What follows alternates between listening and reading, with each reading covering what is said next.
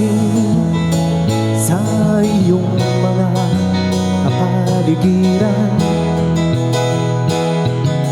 Kay dumi na ng hangin, pati na ang mga ilog natin.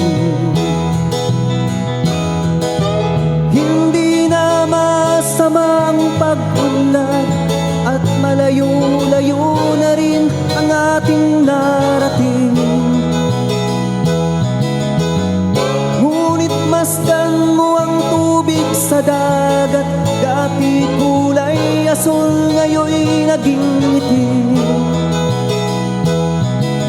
Ang mga dumi nating ipinalat sa hangin, sa langit huwag na nating paabutin, upang kung tayo'y pumanaw man sa riwang hangin, sa langit natin matitikman.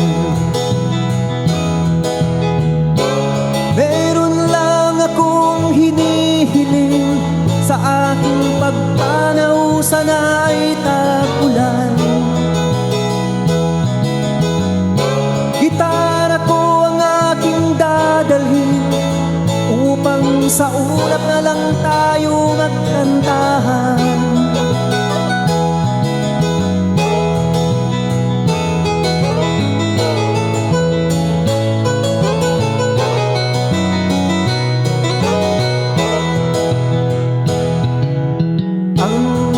Bata ngayon lang isinilang, may hangin pa kayang matitikman.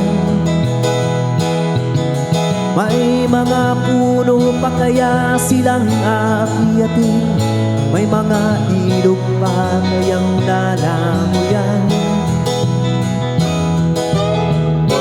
Bakit di natin pag-isipan ang nangyayari sa ating kapaligiran? Hindi nga masama ang pag-unlad kung hindi nakakasira ng kalikasan. Darating ang panahon, mga ibon gala ay wala nang madadapuan. Masdan mo ang mga punong dati ay kay tatag, ngayoy namamatay dahil sa kalukuhan. Lahat ng bagay ay narito sa lupa, biyayang galing sa Diyos kahit kung ika'y wala pa. Ingatan natin at huwag nang sirain pa, pagkat ang kanyang binawi tayo'y mawawala na. Meron lang akong hinihiling, sa aking pagpanaw sana ay tag-ulan.